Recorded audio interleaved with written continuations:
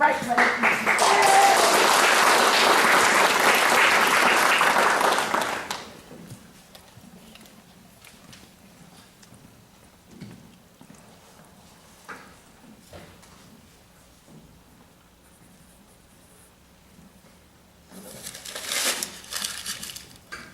Oh, it's quite all right. You're not disturbing me. I would much rather talk than work. Yet here I am, day after day, haunted by one single thought. I must write, I must write, I must write. This is my study, the room in which I write my stories. I built it myself, actually. Cut the timber and fitted the logs. Made an awful mess of it. I do my writing here at the side of the room because the roof leaks directly over the desk. And I'd move the desk, but it covers the hole I left in the floor.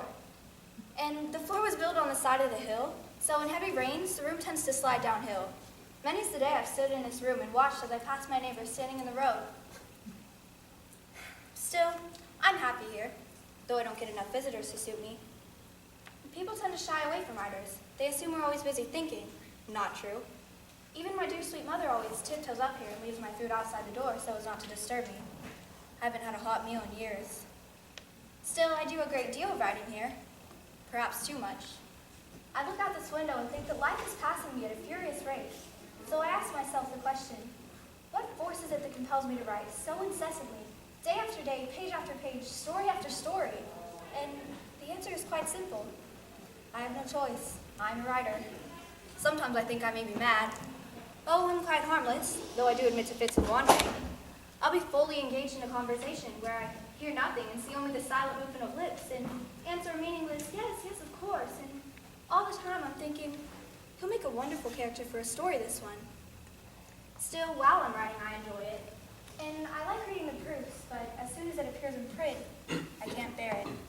I see that it's all wrong, a mistake, that it ought never to have been written, and I am miserable. And then the public sees it. Oh, yes, charming, clever, charming, but a far cry from Tolstoy. Or, oh, yes, a fine thing, but Turgenev's Fathers and Sons was much better. And so it'll be to my dying day. Charming, clever, nothing more. And when I die, my friends will walk past my grave and say, here lies so-and-so, a good writer, but Turgenev was better. You know, it's funny, but before you walked in here today, I was asking myself, perhaps I were to give it up one day. What would I do instead? Well, I've never admitted this freely before, but to you all here in the theater tonight, I would like to share with you what I'd most like to do with my life. Ever since I was a small child, I always... Excuse me a moment. Just taking a note. An idea just occurred to me. A subject for a short story. It was my mentioning the theater that sparked it. Yes. Yes. What were we talking about again? No matter. My thoughts are completely consumed with this new idea. See if this appeals to you. It starts in a theater. It starts on the opening night of the new season.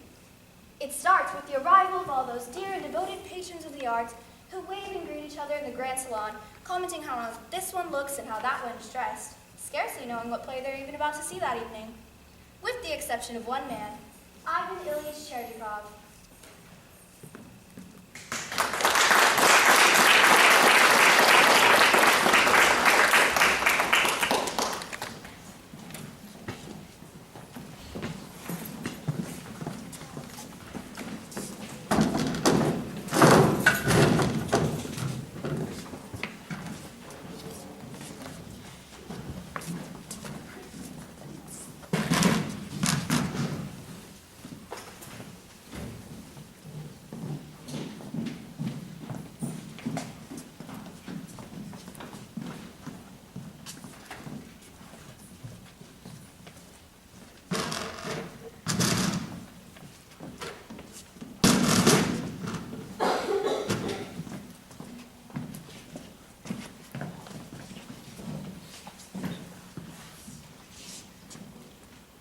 Ivan Ilyich Chernikov, a civil servant, a clerk in the Ministry of Public Parks, had any passion in life at all, it was the theater.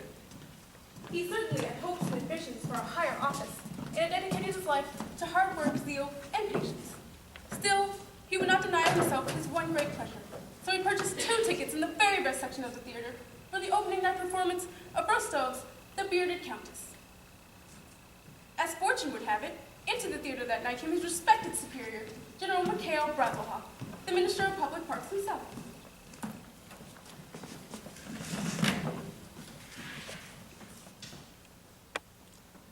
Good evening, General. What? Oh, yes, good evening. Permit me, sir. My name is Sheryakov Ivan Ilyich. This is a great honor for me, sir. Yes. Like yourself, dear General, I too serve the Ministry of Public Parks. That is to say, I serve you, who is indeed himself the Minister of Public Parks. I am the Assistant Chief Clerk of Trees and Bushes. Ah, yes. Keep up the good work. Lovely trees and bushes this year. Very nice.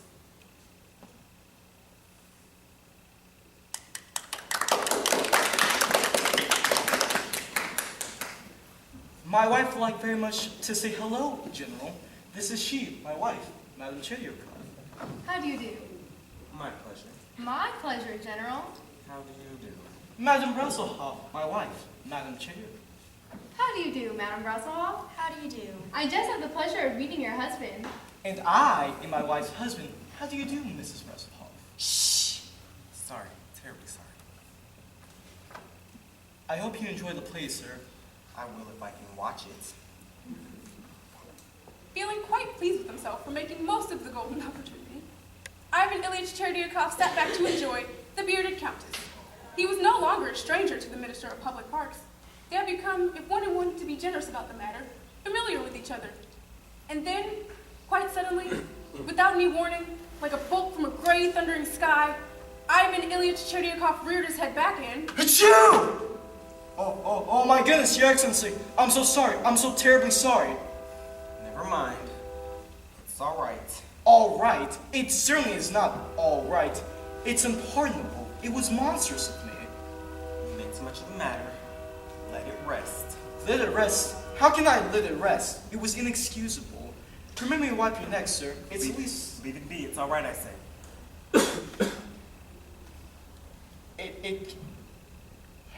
Your Excellency, it came completely without warning. It was on my nose before I could stifle it. Shh! It's not cold if that's what you're worrying about, Your Excellency. It was probably just a particle... Shh! But try as he might, Cherdyakov could not put the incident out of his mind. The sneeze, no more than an innocent anatomical accident, grew out of all proportions in his mind, until it resembled, well, a cannon aimed squarely at enemy camp, roaring like fire. He practiced the procedure in his mind, slowing it down so he can view again in horror the infamous deed.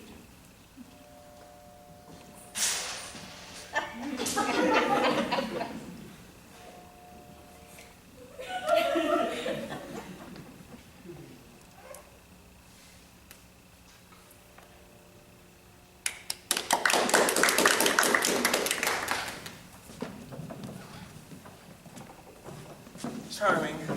Yes, charming. Simply charming. I found it utterly charming. I was completely charmed by it. Who's tapping? Someone's tapping. Who's that tapping? I'm tapping, sir. I'm the tapper, Cheryakov. Stand back here, it's the sneezer. No need to worry. I'm all sneezed out. I just worry about you going into the night air with a damn head. Oh, that. It was a trifle. A mere faux pas. Forgetting him there. Did you find the play amusing?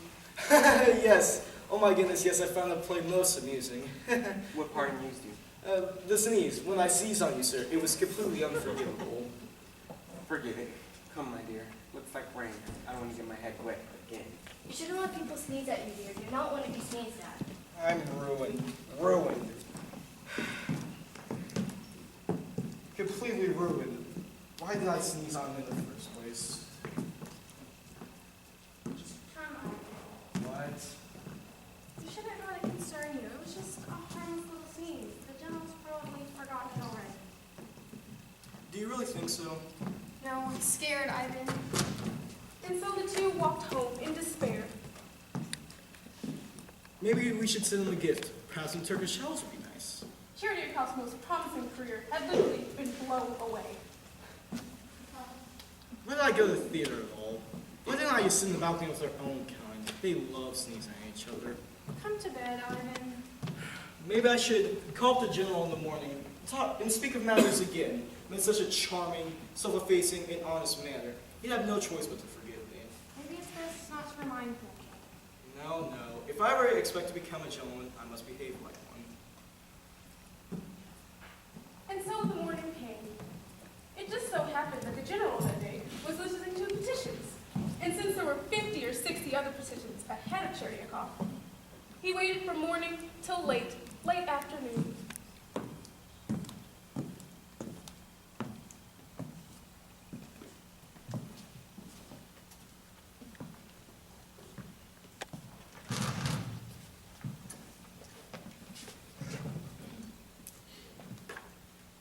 Next. I'm not next, Your Excellency. I'm last. Very well then. Last. That's me, sir. Well, what is your petition? I don't have a petition, sir. I'm not a petitioner. Then you waste my time. Do you not recognize me, sir? We met last night under rather explosive circumstances. I'm the splatterer. The what? The sneezer. The one who sneezed. The sneezing splatterer. Indeed. And what is it you want? A gazoon type? No, Your Excellency, your forgiveness. I just want to point out that there is no political or antisocial motivation behind my sneeze. It's a non-partisan, non-violent act of God. I curse the day the protuberance formed on my face.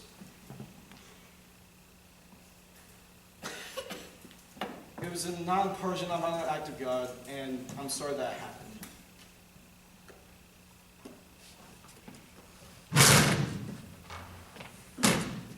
My dear young man, I'm not angry with your nose. I don't have time to worry about your nasal problems. I suggest you go home and take a hot bath or a cold one. Take something. Just don't bother me with this silly business again. Jibber, jibber, jibber. That's all I've heard all day. Jibber, jibber, jibber, jibber. Thank you, sir. God bless you, and your wife, and your household. May your days be sweet, and may your nights be sweeter. The feeling that came over Cherdiakoff was enormous. May the birds come and sing it. May the birds come sing at your window early in the morning, and may your the coffee in your cup be hot and strong. The weight that was lifted off of Cherdiakoff was inestimable. I worship the chair that you sit in. I worship the uniform that sits upon the chair that I worship. He walked home, singing and whistling like a lark. Life was surely a joy, a marvel, a heavenly paradise. Oh boy, am I happy. And yet, When when he arrived home, he began to think, have I been the butt of a sick and cruel joke? had the minister toyed with him? Have I really been toyed with, humiliated? If the sneeze meant so little to the minister, why did he deliberately cause Cherdiakoff to writhe in his bed? To twist in agony the entire night? Cherdiakoff was furious. I'm furious! He foamed and fumed and paced the night through, and in the morning he yelled out to his wife, "Sonia!" Sonia! I've been humiliated. You, Ivan? Who would humiliate you? Who? You're such a kind and generous person. Who? I'll tell you who. General Mikhail Brasilov, the Minister of Public Parks. What did he do? The swine. It was so cruel. It was so subtle. It's in such subtle fashion. It was almost indiscernible. He practically had me come to his office and grovel and beg on my knees. I was reduced to a gibbering idiot. You were that reduced? I'm just going to speak to the general again. The lower classes must speak up. People of all nations, all races, all creeds must be allowed to seize on their superiors. Now, he will go to be humiliated by I. And so the next morning, Cherdiakoff came to humiliate he.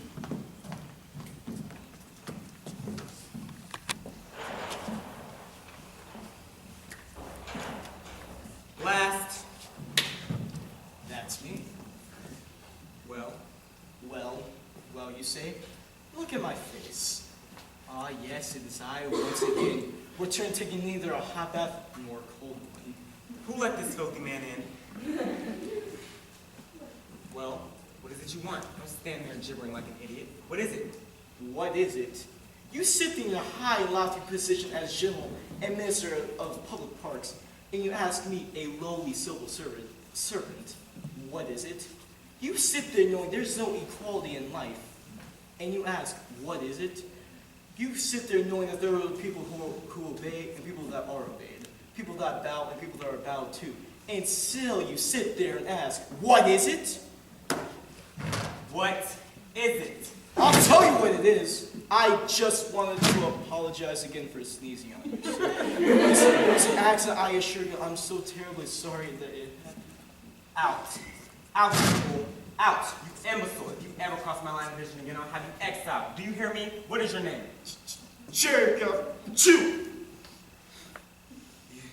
You germ spreader. You maggot. You insect. You're lower than an insect. You are the second cousin of a ringworm. The nephew of a butcher. The son-in-law of a cockroach. You are nothing. Nothing, you hear me? Nothing. At that very moment, something broke inside of Cherrycock. Something so vital, so deep, so organic, that it can only be described as the very life force itself. It was over. For once, for all, forever. What happened next was quite simple. Ivan Ilyich Cherdyakov came home, took off his coat, laid down on the sofa, and died.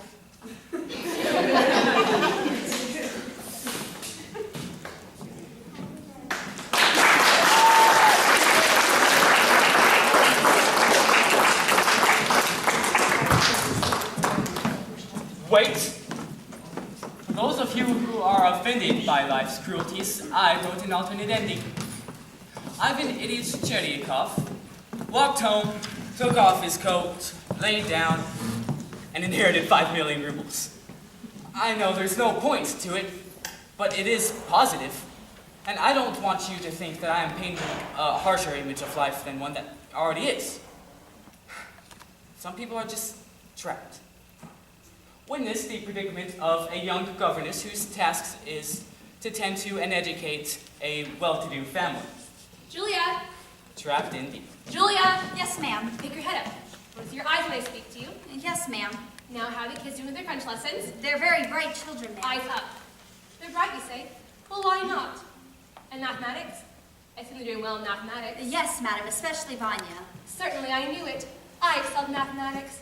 Use that for me, wouldn't you say? Yes, ma'am. A quiet girl, aren't you? Now then, let's settle our accounts. I imagine you must need money, though you never asked me for it yourself. Let's see now. We agreed upon 30 rubles a month, did we not? 40, ma'am. No, 30. I made a note of it. I told you 40. You did, ma'am. I spoke to no one else concerning money. Impossible. Maybe you thought you heard 40 when I really said 30. Get your head up. That would never happen. Look at me again, and I'll say it clearly. 30 rubles a month. If you say so, ma'am. Good. Settled. Now, you've been here 2 months exactly. 2 months and 5 days. No, exactly 2 months. I made a note of it. You should keep books the way I do, and there wouldn't be these discrepancies. So, we have 2 months at 30 a month, comes to 60 rubles, correct? Yes, ma'am. Thank you, ma'am. Plus 3 holidays. 2, ma'am. Christmas and New Year's. And your birthday, that's 3. But I worked my birthday, ma'am. You did? Well, there's no need to. But I did work, ma'am. Well, that isn't the question, Julia. We're talking about financial matters now. I will, however, only count 2 holidays if you insist. Do you insist? I did work, ma'am. And you do insist? No, ma'am.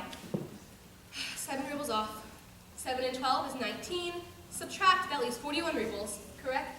Yes, ma'am. Thank you, ma'am. Now, January 9th, we'll get teacup and saucer. Is Just this the true? saucer, ma'am. We'll get teacup without a saucer, eh? That's 2 rubles. It was an heirloom, and it cost much more, but let go. I always take losses. Thank you, ma'am. January 9th, Kolek climbed a tree and tore his jacket. I forbid him to do so, ma'am. But he didn't listen, did he? 10 rubles off. January 14th, all your shoes were stolen. By the maid, ma'am. You discharged her yourself. But you get paid good money to watch everything.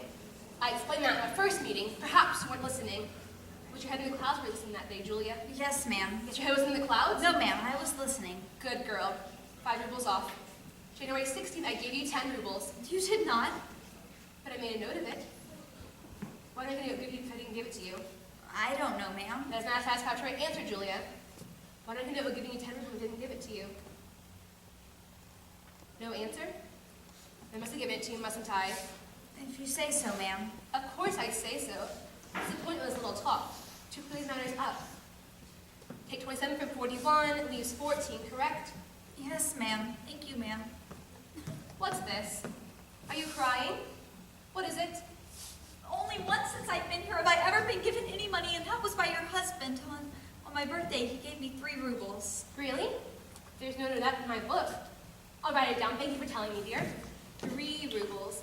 So subtract from 14 leaves 11. Do you want to check my figures? There's no need to, ma'am. All right. Well, here's your salary for 2 months. 11 rubles. Count it. It's not necessary. Keep the record straight. Count it, please. 1, 2, 3, 4, 5, 6, 7, 8, 9, 10. There's only 10 here. Are you sure? Possibly you dropped one. Look on the floor and see. I didn't drop any, ma'am. I'm quite sure. Well, it's not here on my desk. I know I gave you 11. Count it. Look on the floor. That's all right. 10 will do just fine. Keep the 10 for now. Can't find it again later. We'll talk about it again next month. Yes, ma'am. Thank you, ma'am. Julia, come back here. Why did you thank me? For the money, ma'am. For the money? When you see what I've done? I've cheated you, robbed you. Instead of the 80 which I owe you, I only gave you 10. And still you thank me. Why?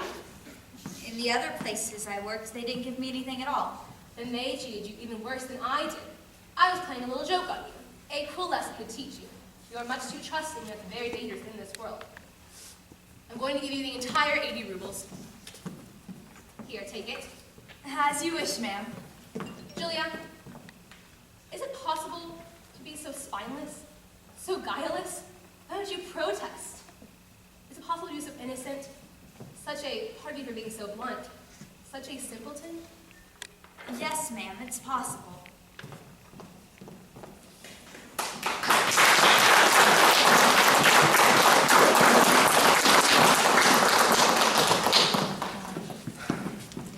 Wait. For those of you who are offended again by life's cruelties, I have rewrote the story for Julia. Julia was so enraged at her job that she quit. She stormed out and walked home. And on her way home, she found 5 million rubles. I know it's just as unrealistic, but the point is that some people are fortunate enough to have good fate, and others, well, they aren't so much. I would like to introduce you to Curitin, a young, eager medical student, and Sexton, a rather inexperienced.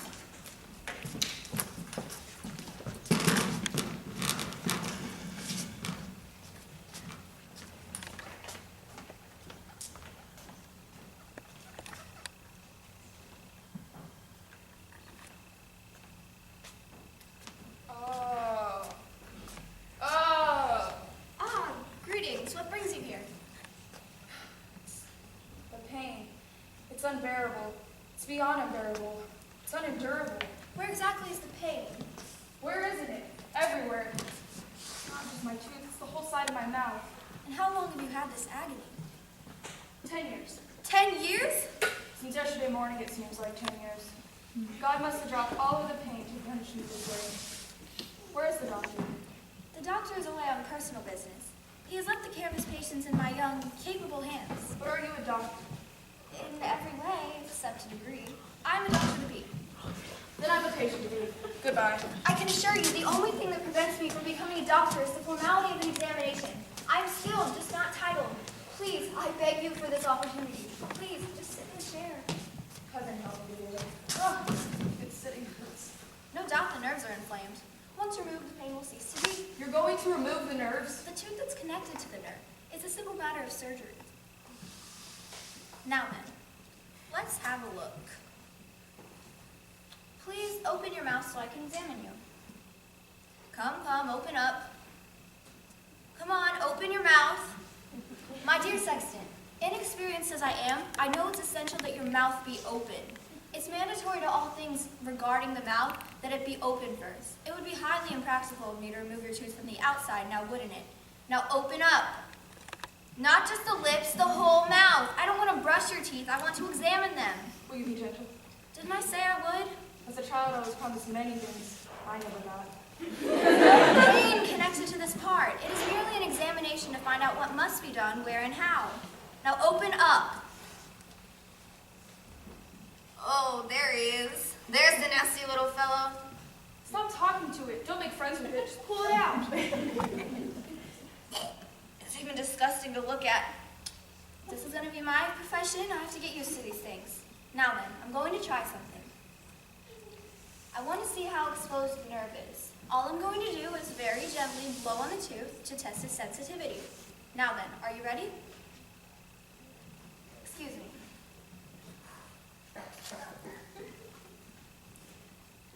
Ah! I have some information for you. The nerve's exposed. Is that how far science has advanced, blowing on teeth? It's still very up in the air. More work must be done in this field. So much depends on the temperature of the doctor's breath and... Oh, here we are. What are you going to do with that? The tooth has to be pulled. It'll be out quicker than you can spit. Oh, merciful God. Now then, please open your mouth. I pray for you. May the Lord enlighten your soul. May he give you hope and quickness. Mostly quickness. Amen. Now, the important thing is that I get a good grip so as not to break the crown, because then the roots will be stuck in your mouth. Now, I think I've got a good grip. Just make sure you don't twitch. It's very crucial that you don't twitch or grab my arms. Now, whenever I say 3, 1, 2, 3. Ah! I got it! I got it! My first tooth! I pulled my first tooth! You got it all right. I hope they pull you into the next world like that. Oh no, don't tell me, don't tell me!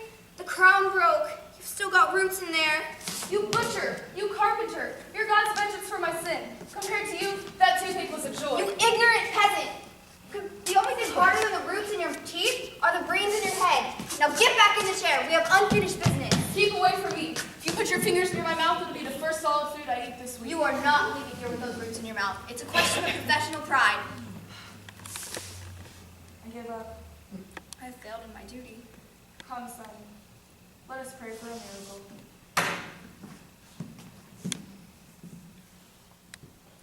Dear Lord in heaven, Dear God above, I plead for this good doctor. I pray for this poor creature. Don't let him falter. Don't let him bite me. Hail Mary. Hail Mary. Hail Mary. Hail Mary. Hail Mary. Hail Mary.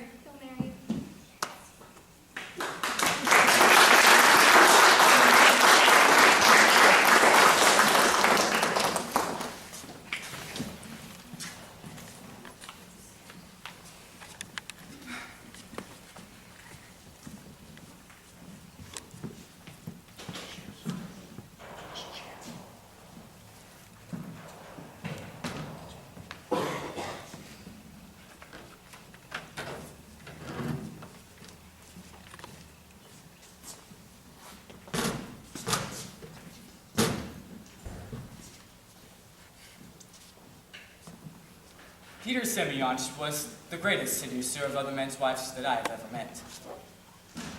I could never do him justice, though. Let him explain in his own words. I am the greatest seducer of other men's wives that I have ever met. I say this not boastfully, but as a matter of reference. Let the staggering figures speak for themselves. For those interested in playing this highly satisfying but dangerous game, I urge you to take out pen and paper, take notes. I'm going to explain my methods. Now that there are 3 characteristics needed: patience, more patience, and still more patience. For those who do not have the strength to wait, I urge you to take up bicycling, rowing perhaps, seducing is a feat. Now, in order to seduce a man's wife, you must, and I repeat must, stay as far away from her as possible. Pay her practically no attention. Ignore her if you must. We will get to her. Through the husband. Now, you are about to witness a practical demonstration, for as it seems, I am madly and deeply in love this week. What's more, my heart is beating, waiting, knowing that my love will approach any minute now. My heart of hearts and spouse approaches. Ah, Peter, glad to meet you here. Nikki, you're looking good. Good to see you again. Notice how I'm not looking at her. Oh, thank you. Oh, have you met my wife, Irene? You met her at the theater last week. Irene, I don't know what this man has told you, but I must warn you, he's a scoundrel, a notorious bastard, and an exceptional swordsman. You exaggerate, Nikki. Man, good to see you again. We were just taking a stroll around. If you're not busy, would you like to join us? Oh, I would love to, but I am madly in love. And until this love has lost my eyesight, I will be incapable of movement. My legs are like pillars of granite. Too much, do you think? As I said, be patient. Fantastic! You never cease to amaze me. Pretty, I suppose. Suppose glorious. Suppose magnificent. And you would suppose correctly. A complication? As usual, a husband. I'm afraid my cause looks hopeless. Nonsense. I'm placing my money on you, Peter. And I know I never place a bet unless I'm sure of it. Good hunting, my friend. Madam, did you notice how our eyes barely met, but so much she knows of me already? A, I am a popular bachelor. B, a man in love, always titillating to romantic women. C, a gifted sportsman, a nice contrast to her sedentary husband. And D, this is most important, a popular man with the ladies. At this point, she is disgusted by me. A, because I am a braggart and a scoundrel. B, because I am shamelessly frank as to my intentions. And C, because she thinks she's not the one I'm interested in. Next step, hypnosis. Not with the eyes, but with the poison of the tongue. What's more, the channel is the husband himself. Witness as I accidentally run into him at the club. Peter? You're looking glum. I take it your pursuit's not going well? Is it that noticeable?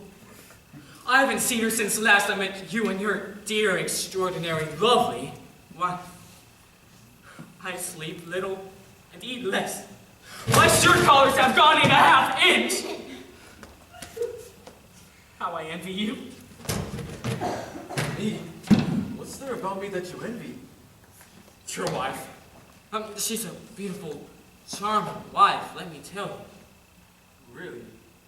What's there about her that fascinates you? Her voice, her quiet charm. Mostly it's the way she looks at you. It must send quivers through your entire body. Quivers? Not really. A tingle, perhaps? Don't tell me you don't tingle when she looks at you. Well, of course. I tingle all the time. Be glad fate gave you a wife like that, Nikki. Perhaps fate will be kind to you someday. I hope so. Oh, good heavens, I'm late for my appointment. What's the treatment for? Melancholy. Please, say hello to your extraordinary wife, but I urge you not to repeat our conversation. It might embarrass her fragile sensitivities. Oh, where's the woman for me? I know where, but the question is, how soon will she be mine? Oh, by the way, I saw Peter Semyonch today. Oh, by the way, I saw Peter Semyonch today. Who? Peter. The lovely fellow. We met him yesterday, in the gardens. You remember him? I remember what a braggart he was. Well, you won't be saying that when you have to hear what he said about you. Nothing that man had to say about me would interest me.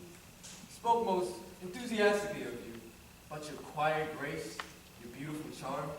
It was mostly something about your eyes, the way, how adorably they looked. He certainly had a lot to say. He went on and on. Well, good night. Good night. What else? What else did he have to say about me? Peter? Whatever that loathsome man's name was. What else did Peter Semyonch have to say about me?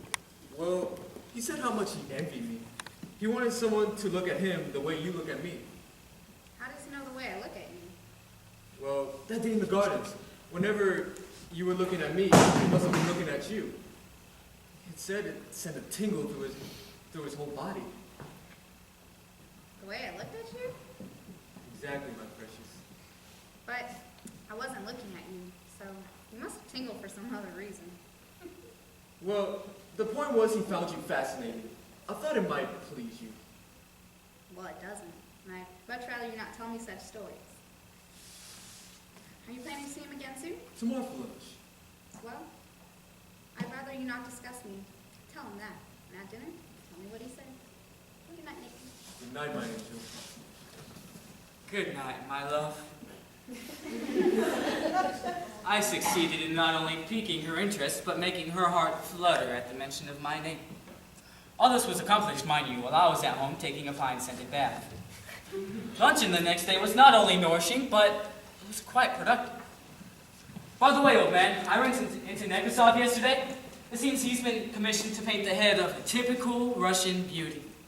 I told him I knew the woman, but I dare not ask her myself. What do you say of asking your wife? Ask my wife what? To be the model. It'd be a shame for her face to miss the chance to become immortalized for all of the world. For all of the world. Really? I see what you mean. I'll go discuss it with her. Well, I said I'll discuss it with you. What do you think? I think it's nonsense. I mean, how did he put it to you? Did he really say a typical Russian beauty? Precisely. He said it would be a shame for that exquisite face to be immortalized for all of the world. Those were exact words. Wow, he does go on, doesn't he? What else did he have to say about me? Let me think. Oh yes, that lovely face. He said that lovely face. He said that a number of times. How many times do you think? Once? Twice? What? Well, let me think. It's hard to remember. Well, it's not important, but in the future, I'd like for you to write these things down. Have you seen me near her? Have you heard me speak to her? Has any correspondence at all passed between us? No, my dear pupils, and yet she hangs on my every word uttered by her husband. I apply this treatment from 2 to 3 weeks. Her resistance is weakening.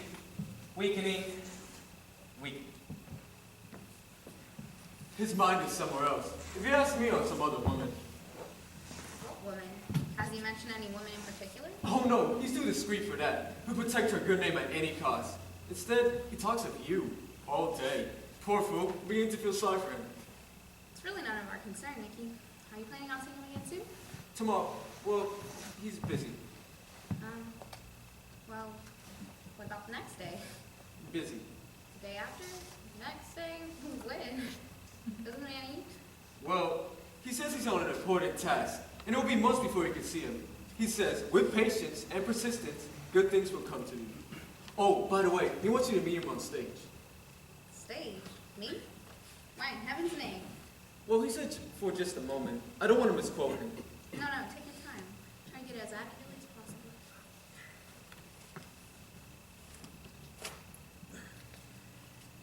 See notes. Oh, he says, with such sensitivities and intelligence, it's a shame for her to just be a housewife. Oh dear. He said that?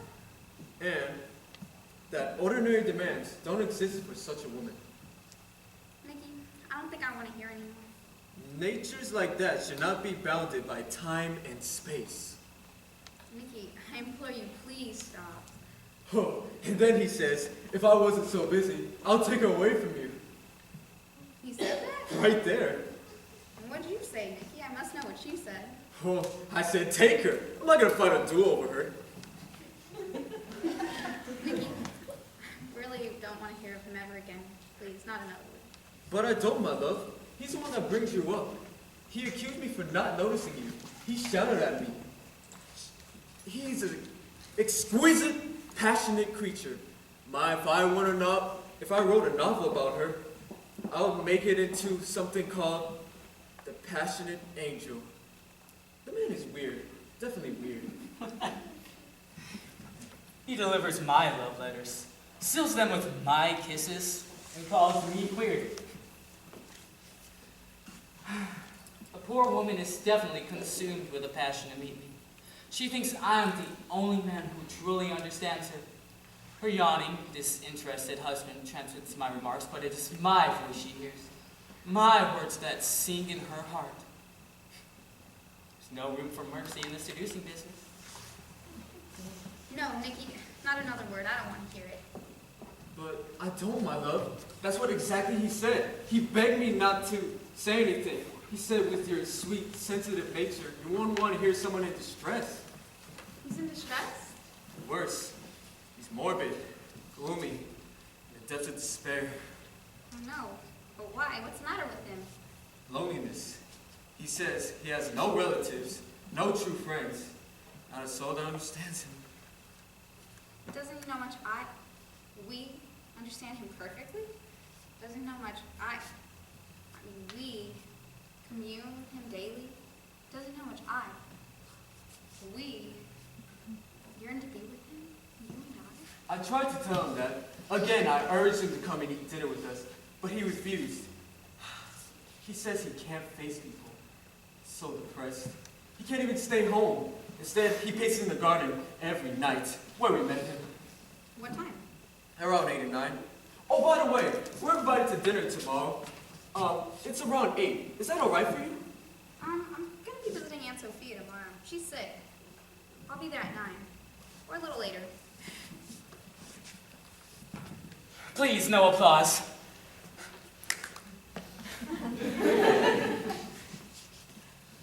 For this final moment, I think you will understand.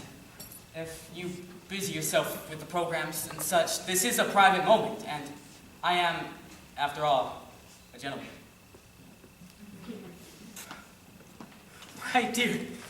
My dear angel, how I've longed to speak these words to you.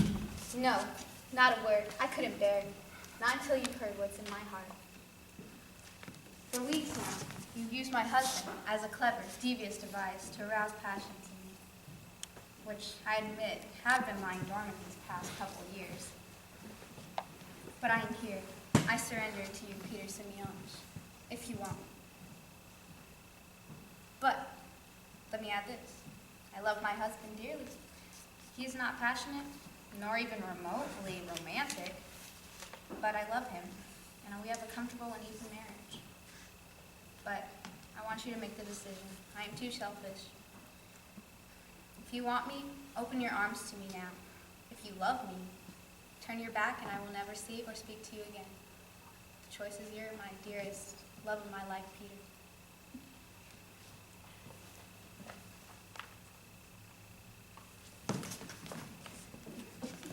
God bless you, Peter Semyonovich.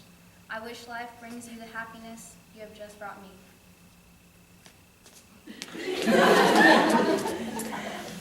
Peter Semyonovich, the former seducer of other men's wives, turned his attention towards single, unmarried women only.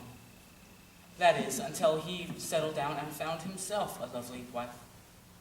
Today, he is a completely happy lad, besides the fact when some strapping, young, muscly man comes and tells him how beautiful he finds his lovely young wife.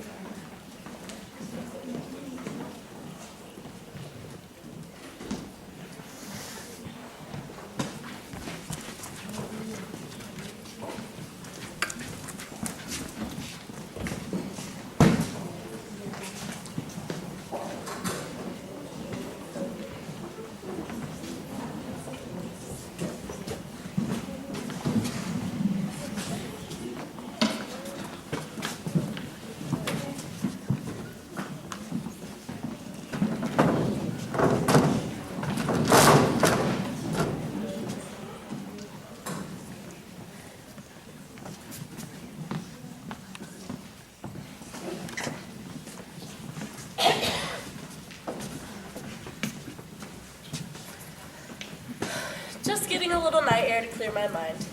Ah, that's good. That's wonderful. The sea air revitalates my entire body. But my mind is blocked. I have no thoughts, no ideas. Most unusual for me. Most nights they fill up my brain and overflow like a cascading fountain, and tonight, nothing. But still I have the urge to write. These things happen to all men in my profession at one point or another. Writer's block, we call it. It'll pass soon. Wait, hold on. An idea is coming. Yes, terrible. Bad idea. Not only was it a bad idea, I've already written it, and it turned out awful. It's just temporary. However, it's getting to be a very long temporary. Nothing is coming. My nerves are tightening. Oh, God, help me. No, I take that back. I mustn't rely on collaboration with the Almighty. What selfishness to ask God to take time out to help me come up with an idea for a story. I'll go home and get some rest. Tomorrow is another day. If, however, anything does occur to you in the night, I would appreciate it if you make it known to me. Even if it's just the germ of an idea, it doesn't have to be original. I'm very clever at twisting things around, and look how desperate I've become. Asking the Lord to resort to plagiarism for my own petty needs. Home. I must get home before this thing becomes serious. You, sir. Can I have a word with you, sir? Who's there? I can't see in the dark. Evening, sir. I was wondering, sir, if you were in the mood for a little, entertainment this evening. Entertainment? I'm sure I don't know what you're talking about. Sure you do, sir. Entertainment. Amusement, so to speak. A little diversion, if you know what I mean. I think I do know what you mean, and I'm not interested. You should know better than to make such a proposal to a gentleman. This is a once-in-a-lifetime opportunity. Not even a little bit curious? Curiosity is the nature of my profession, but I prefer to keep it morally elevated. Excuse me. The 3 rubles, sir, that's all it'll cost you. 3 rubles to see an extravagant event. How would you like to see? A drowned man. I beg your pardon? A drowned man. A man with salt water filled up in his lungs and stone dead from drowning. How much would you pay to see that? Pay? Pay to see a drowned man? Why would I want to look at a drowned man? What's the point in looking at a man who's drowned? You're mad. Get out of here. 3 rubles, sir. That's all you'll have to pay. 3 rubles to see him first, before he's in the water. Then, in the agonizing act of drowning. And then, the grand finale. The man, already drowned. Rest his soul. What are you saying? That the man isn't drowned yet? That he's still alive and well? Not only alive and well, but dry as a bone, and standing before you. I'm the drowned man, sir. You're going to drown yourself for 3 rubles. You expect to charge me for your own suicide? I must get away from this lunatic. No, you've got it all wrong, sir. I don't actually drown. I impersonate a drowned man. I jump into the icy cold water, flail my arms, go under, and come up floating. Head down, all puffy-like, sends a chill up your spine. 3 rubles for individual performances. Special rates for groups. I can't believe I'm actually discussing the price of admission to a drowning. I wish you'd make up your mind soon, sir. In 5 minutes, that restaurant over there throws its garbage into the water. Then it gets messy. I have my pride, sir. To hell with your pride. That doesn't prevent you from making a living imitating a deceased swimmer. Sure know how to strike a man's vulnerable point, sir. That was cruel. I'm sorry, I didn't mean to be cruel. You've completely overlooked the finger points to my profession. Look, have you ever seen a coal miner at the end of the day? Soot and grime all over his body? Soot in his ears and his nostrils. It's disgusting. Or a barber who comes home at the end of the day with the cuttings of other people's hair on his hands. It gets in his bread and his soup. It's nauseating. Do you know where a surgeon puts his fingers? Oh, please. Or a farmer, his feet. Every man who works eventually touches something dirty. I, on the other hand, deal with water. Water is wet. It's clean. It's purifying. I don't have to take a bath when I get home at night. I've already done it. Can you say the same, sir? You think I'm going to discuss my toilet habits with you? My God, you're infuriating. There must be a carriage around here somewhere. Cabby! Cabby! You'll regret it. You'll be back one day, dying to see a good drowning, and I'll be gone. I close on Sunday. Next week I'm in Yalta. There's an officer. Now, if you don't leave me alone, I'll have you arrested for soliciting. I'm not soliciting. I'm in the maritime entertainment business. Drowning is not maritime entertainment. You're a waterfront lunatic. Officer! Officer! Okay, I'm going. The drowning business isn't what it used to be. Can I help you, sir? There's a man there behind the docks, and he's been pestering me all evening. I wouldn't be surprised if he were deranged. Well, a lot of bad characters around these parts tonight, sir. A man like you shouldn't be wandering around. What was he pestering you about? Okay, I'm warning you, you're going to find this strange. He wanted to charge me 3 rubles to watch him drown. Strange. That's outright thievery. It's not worth more than 60 kopecks. You gotta find a drowning as you'd want to see it, and I'll pay a penny more. Officer, you seem to miss the point. 3 rubles. There's 2 brothers on the next pier who will do a double drowning for a ruble each. You gotta know how to bargain with these men, sir. Get your money's worth. It's not a question of price. 3 rubles. There's 14 men who will act out an entire shipwreck for 3 rubles. On a good day, you can get a whole navy drowning. 60 kopecks. That's all I pay. Stick to your price and have a nice day, sir. It's come. It's finally come. The day the world's gone mad has finally arrived. I see the officer is gone, sir. What'd you tell him? Tell him I told him the truth, that you were mentally unbalanced. Unfortunately, he was a little more mentally unbalanced than you. Still, I appreciate you not causing me any trouble. And in gratitude, I am reducing my price to an all-time low. 80 kopecks. 80? 80, you thief! You conniving, wretched, deceiving little thief! I will pay you more than 60. 60? 60 kopecks for drowning, but where's my profit? It cost me 40 kopecks for the towels and another 40 for the fellow who fishes me out. I'd be losing money on it. I might as well stay under. You can't cheat me, sir. 60 kopecks for the drowning, take it or leave it. You're a hard man, sir. A hard man. 60 kopecks it is. I pray to God my son doesn't want to be a drowner. 30, 40, 50, 60. There's your money. Now where shall I stand? Right there on the edge of the dock, sir. That's where you'll see all the action. It's a bit dark down there. Are you sure I'll be able to see well? It's okay. It's the more eerie, the more entertaining. Well, here I go. Oh, I almost forgot. When I come up for the 3rd time, yell at the top of your lungs, Pop Macheski. Who's Pop Macheski? He's the fellow who fishes me out. I can't swim, sir. You can't swim? Are you telling me you're gonna drown without knowing how to swim? That's what makes it so exciting. Pop Macheski always waits till the last second to pull me out. Well, I hope you enjoyed the show. Oh, and if you like it, tell your friends. In the soup, as we say. Help! Help! I'm drowning! I'm drowning! I can't swim! A little over here. I can't see you too well. Yes, that's good. That's very good. Okay, that's enough of that. I don't want to see that part anymore. Can you drown now? Can you hear me? I said I would like to have you drown now. Where the devil is he? Oh, there you are. Was that the 3rd time? Good heavens, what was that fellow's name?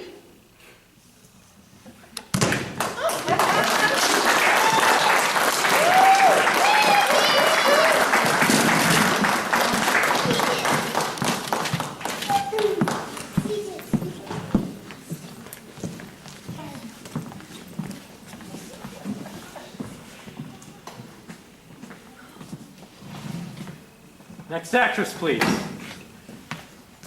Next actress, please. Name. What? What is your name? Oh, Nina. Is that it? Just Nina? Yes, sir. No, sir. Nina Nikolaevna Zarechnaya. Age. My age? Yes, that means how old are you? Well, how old are you looking for? Can you answer the question simply, please? Well, yes, sir, but I just wanted you to know that I can be any age you want, 16, 30.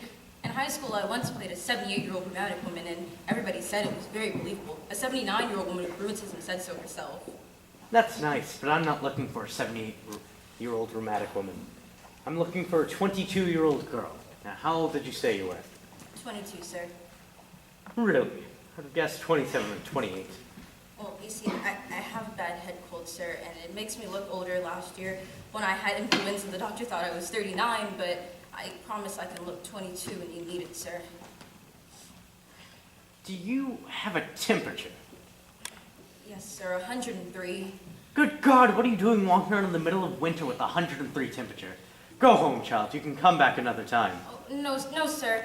Please, I had to wait 6 months just to get this audition, and then I had to wait 3 months just to get on the end of the 6-month waiting list, and if they put me on the end of that list again, I'll be 23, and it'll be too late to be 22. Please let me read, sir. I really think I'm feeling much better now. I think I'm down to 101.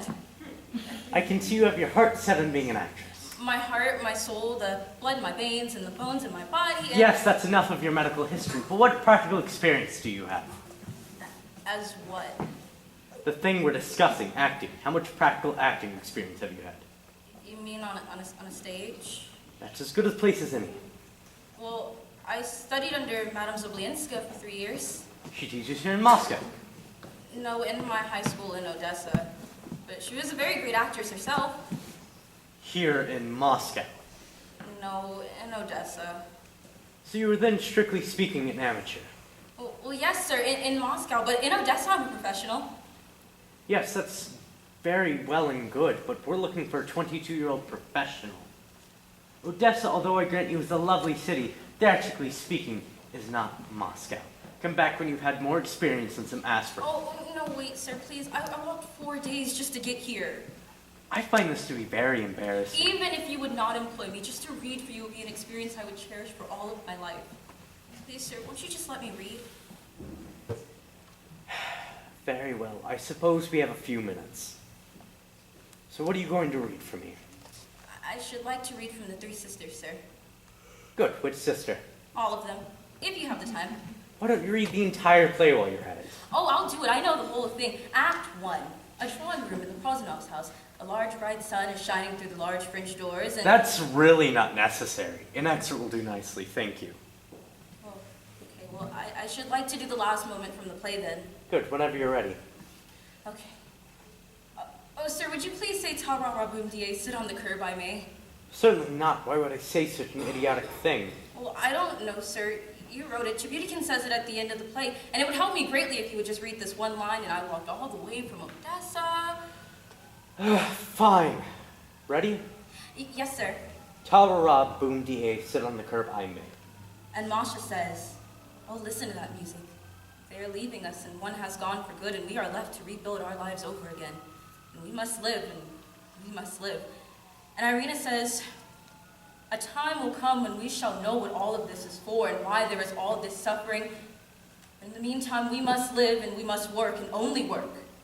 And tomorrow I shall go alone and I shall go to the school and give my whole life to those who need it. And then autumn will come and winter next, and then it'll cover everything with snow. But I shall go on working. And Olga says, the music plays so gaily and so valiantly that everyone just wants to live. Oh my God, time will pass and we will be gone forever and we'll be forgotten.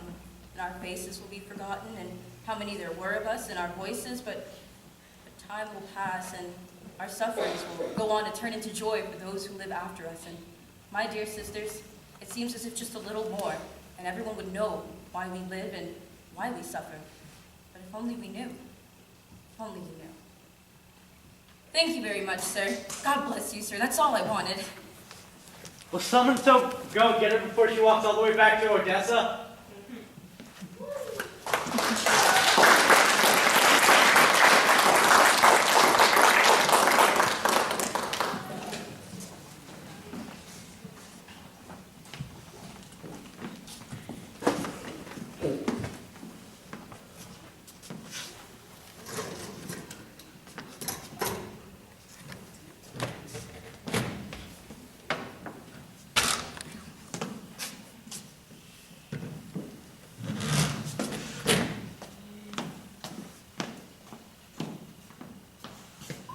Good morning, Mr. Kisanov. Shh, please lower your voice. I'm sorry, sir. It's just that my gout is acting up again and my nerves are like little firecrackers. The least amount of friction can send them off. That must be very painful, sir. Combing my hair this morning was agony. Mr. Kisanov, What is it, Pocahontas? there's a woman in the hallway who insists on seeing you. We can't make heads or tails out of her story, but she insists on seeing the directing manager. Perhaps if you're not well, No. The business of the bank comes before my minor physical ailments. Show her in. Please, quietly.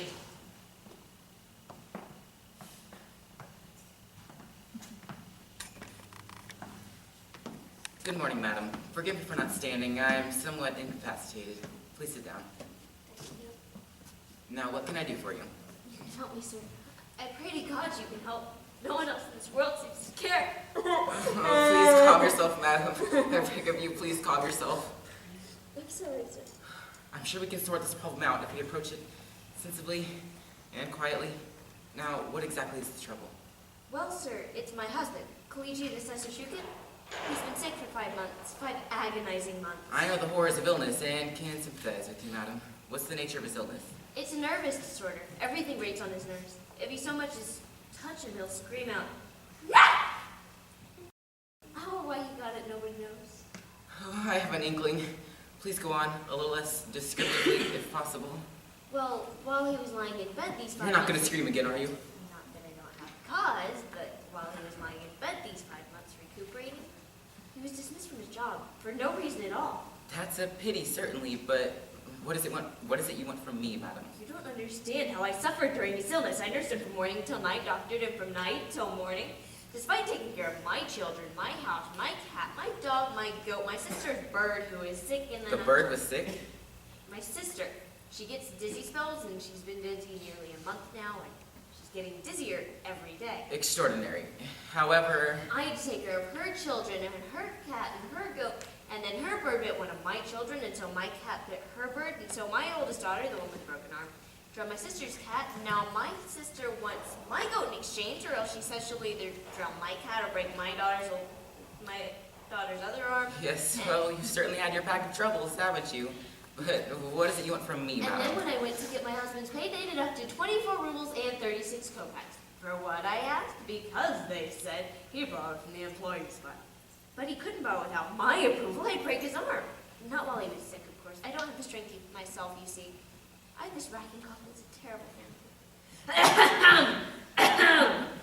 Oh, I can well understand why your husband took 5 months to recuperate. But what is it you want from me, madam? What rightfully belongs to me, my 24 rubles and 36 kopecks. Don't give it to me because I'm weak and defenseless. Some of them have laughed in my face to laugh.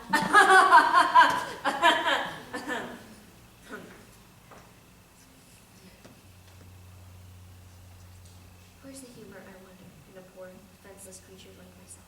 None. I see none at all. However, madam, I don't wish to be unkind, but I'm afraid you've come to the wrong place. You'll have to go to an agency where your husband was employed. What do you mean? I've been to 5 agencies already. None of them will even listen to my petition. I'm losing my mind. The hair is coming out of my head. Look at it, by the fistful. Don't tell me to go to another agency. Madam, please keep your hair in its proper place.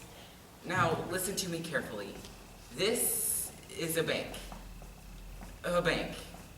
We're in the banking business. We bank money. Funds that are brought here are banked by us. Do you get what I'm saying? Huh? What are you saying? I'm saying that I can't help you. You're saying you can't help me? I'm trying, but I don't think I'm making headway. Are you saying that you can't believe that my husband is sick? Here's a doctor's certificate. There's your proof. You still doubt that my husband is sick? Not only do I not doubt it, I would swear to it. Look at it. You didn't look at it. Look at it. Oh, yeah, I see it says right here that your husband is sick. Well, you certainly have a good case, madam, but I'm afraid you've still come to the wrong place. What's the point of a doctor's certificate if you won't even look at it? Look at it! I did, madam. It says right here that your husband is sick.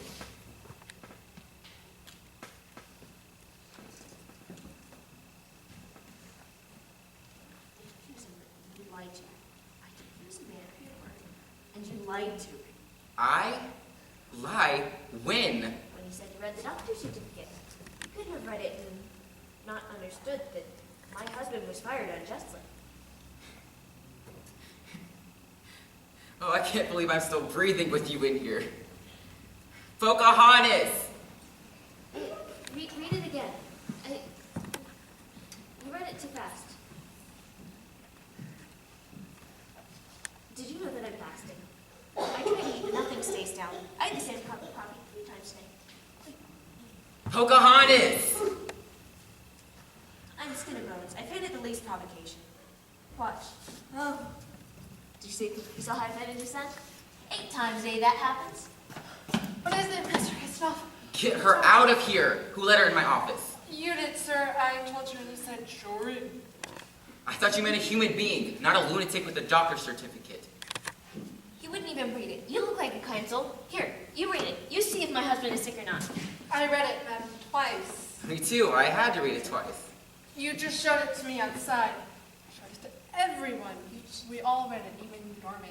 You just looked at it. You didn't read it. Oh, for God's sake, Pocahontas, read it. Read it so we can get her out of here. Yes, I see. Your husband's sick. Now, will you please leave, madam? Otherwise, I will have to get someone to remove you. Yes, that's a good idea. Get the doors man and 2 of the cards. Be careful, she's as strong as an ox. If you so much as touch me, I'll scream so loud they'll hear all over this. You'll lose all of your depositors. No one will come to a bank where they be defenseless women. We? Defenseless? You're as defenseless as a charging rhinoceros. You're as weak as the king of the jungle. You're a plague, madam. A plague that wipes out all across your path. It's women like you who drive men like me to the condition of husbands like yours.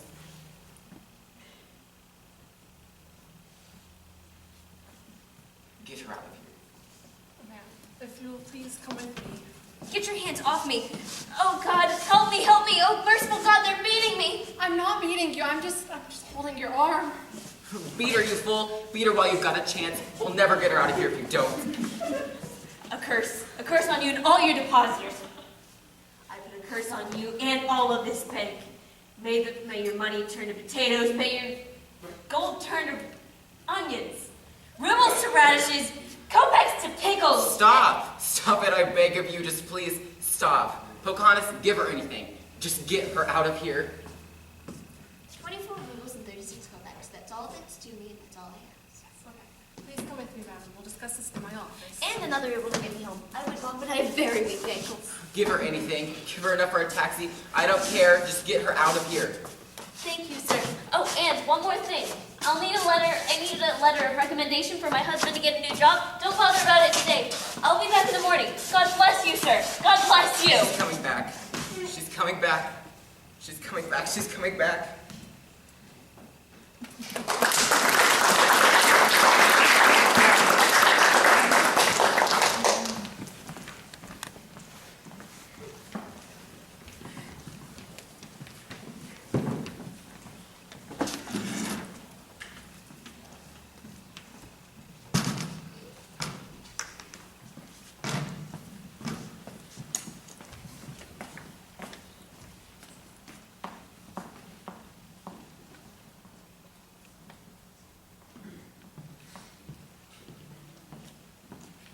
In the vicinity of Manchester Square, there's a small park that's so crowded. Here and there is a pair of young lovers, strolling. A young mom teaching her young child to take his first brave steps. The beggars could on a soft green grass.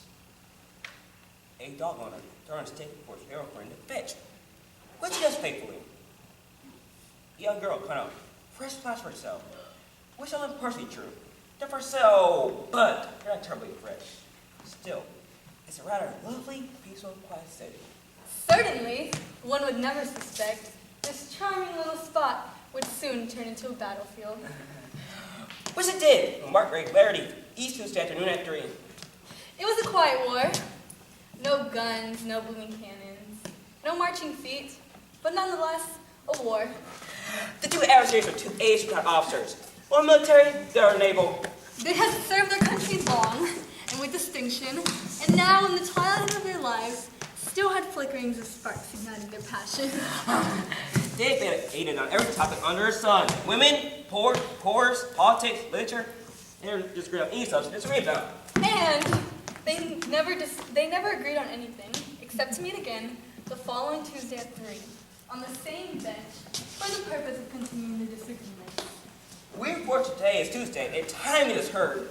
We'd best move on, because the bench we are sitting on is the field of battle. It's at the whistle caught in a crossfire. We will watch from a safe vantage point. There, near the children's swing, approaching from the east comes the army. From the west, the navy. If I had a drum, I'd roll it!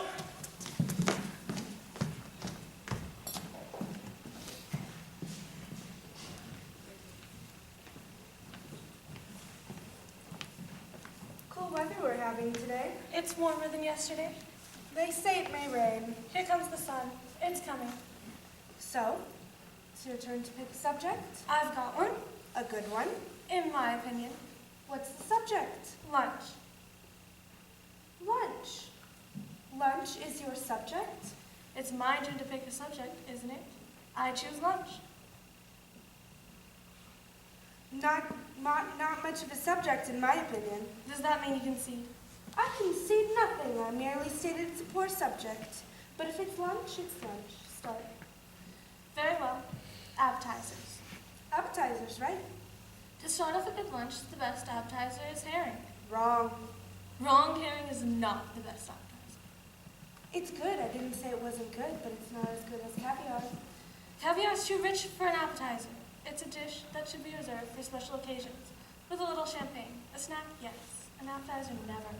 Are you telling me that fresh caviar, finely chopped eggs, raw onions garnished with parsley on a lightly salted wafer-thin biscuit is not a good appetizer? Do you want to compare it with herring and white cream sauce, 2 large black olives on either end of the plate, sprinkled in dill, and the fresh pieces of and the end pieces of fresh baked brown bread to soak up the dripping of the herring, the dill, and the onion into one final succulent mouthful? You argue well. I can save the appetizer. Thank you. On to soup. I don't think we'll have any argument here. Borscht. Borscht. For soup you pick borscht. Out of all soup in God's creation, you pick an ordinary dish of borscht. Not in a dish, in a bowl. And there's nothing ordinary about piping hot borscht prepared with sweet sugar beets, Ukrainian style, with ham and country sausages, topped with a thick white sour cream. I would sooner have cabbage soup, steaming from the pot with boiled potatoes, and sooner than cabbage soup, a full-bodied vegetable soup with cauliflower stalks, with asparagus and parsnips. And sooner than vegetable soup, I would take a fish soup with giblets and young kidneys so thick you'd have to push your way into the soup. Wait a minute. I'm not talking about your everyday, ordinary run-of-the-mill, served in a restaurant borscht. I'm talking about peasant borscht, the kind you eat with a pound of hot cornbread in your left hand, and in your right hand, a thick, heavy wooden spoon. A wooden spoon? That's different. You didn't mention a wooden spoon before. I concede the soup. Accepted. How do we stand? You won the appetizer, I won the soup. Up to here, it's a very close lunch. Next course. Next course is fish. Fish? Oh, well. I don't care for fish. Whatever you choose for fish is fine with me. You don't like fish? I'm not dead set against it. It's all right once in a great, great while. It's not substantial enough. It never satisfies me. To me, the most important part of a roast, the most important part of a meal is the roast. Why don't you pick a fish and we can move on? So you concede the fish? Mention a fish and I'll concede it. Pike. A nice piece of pike. Carp is better. I thought you didn't like fish. I didn't know you were going to say pike. I don't find pike a very tasty fish. But you just conceded the fish. I won't make an issue of it. Change it to carp and I'll concede the fish. But carp is your fish, then I'd be conceding. You had the option to choose carp ahead of me.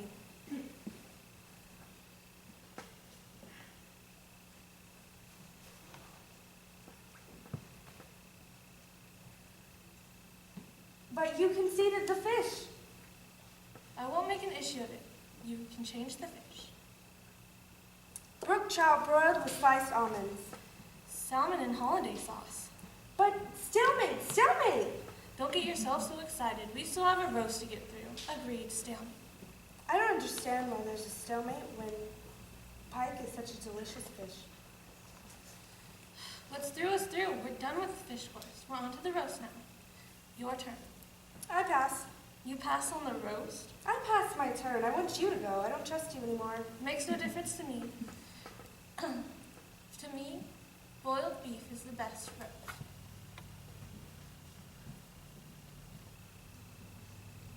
Boiled beef. Herring, borscht, and boiled beef. It's a meal for a cold, hungry foot soldier, not a commanding officer, and a lady. Am I being challenged or not? I could challenge boiled beef with a small partridge. I could challenge it with a brace of quail. I could challenge it with a firm young roast turkey. Roast turkey? You may have something there. I could challenge it with a hen, a thick, white meat, juicy hen. A hen? Certainly. A hen is always nice. But I'm not going to do that. I challenge boiled beef with a duck. A duck? What kind of duck? A young, round, plump duckling. One that has had a taste for the the first frost, and then it's roasted.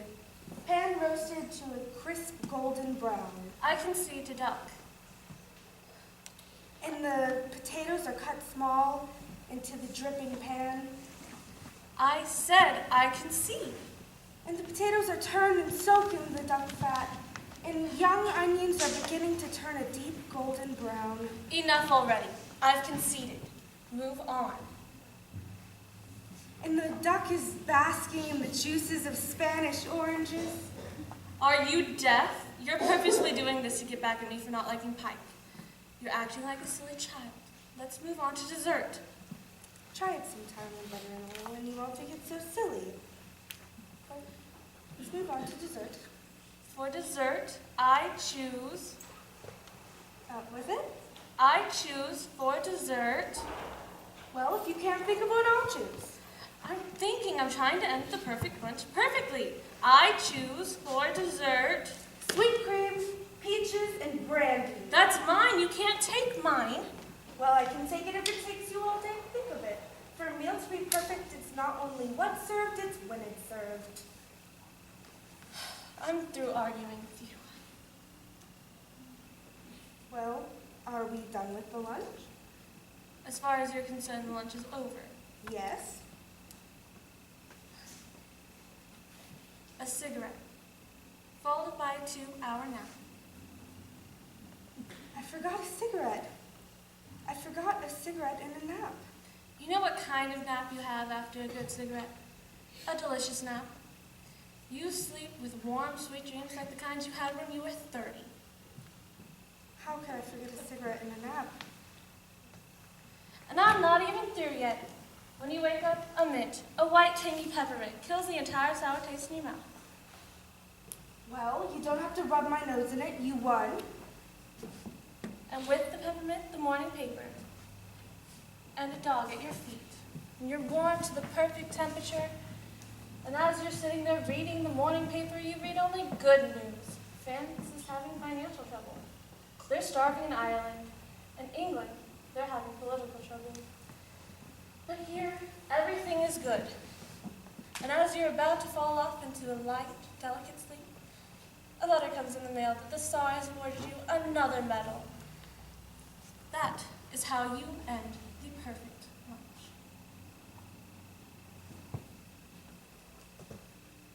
Well, you've won.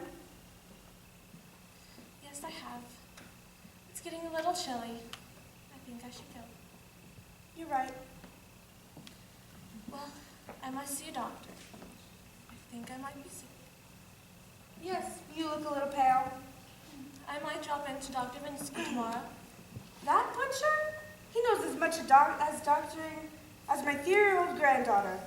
Are you trying to tell me you know a better doctor in Russia today than Dr. Vininsky? Certainly. I challenge you, but not today. Next week. Next week.